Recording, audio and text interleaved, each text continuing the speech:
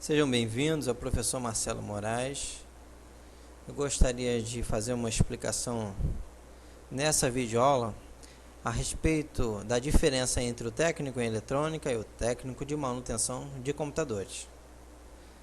Eu tenho aqui diante de vocês uma placa-mãe e eu gostaria de falar como um técnico de manutenção olha essa placa e como um técnico de eletrônica olha a mesma placa. Ou seja, para o técnico de montagem e manutenção de computadores, quando ele olha uma placa-mãe, todos os componentes são chips.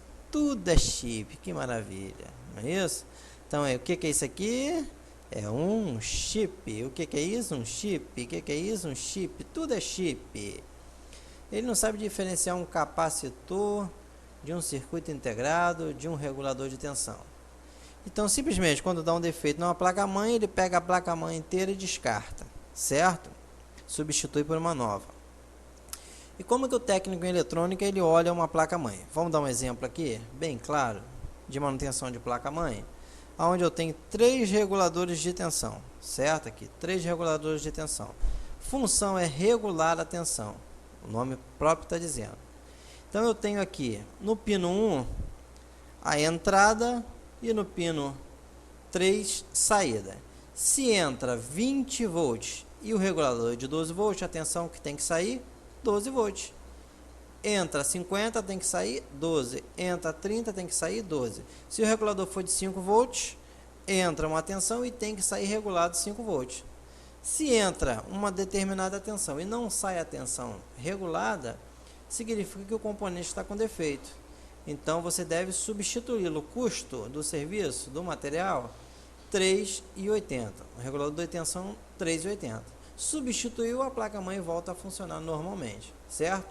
Capacitor eletrolítico. Um técnico de eletrônica sabe identificar o que é um capacitor eletrolítico e sabe dizer quando ele está com defeitos.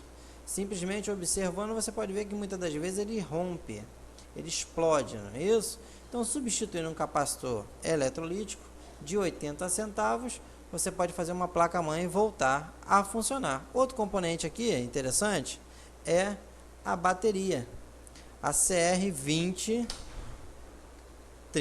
certo? Deixa eu tirar aqui.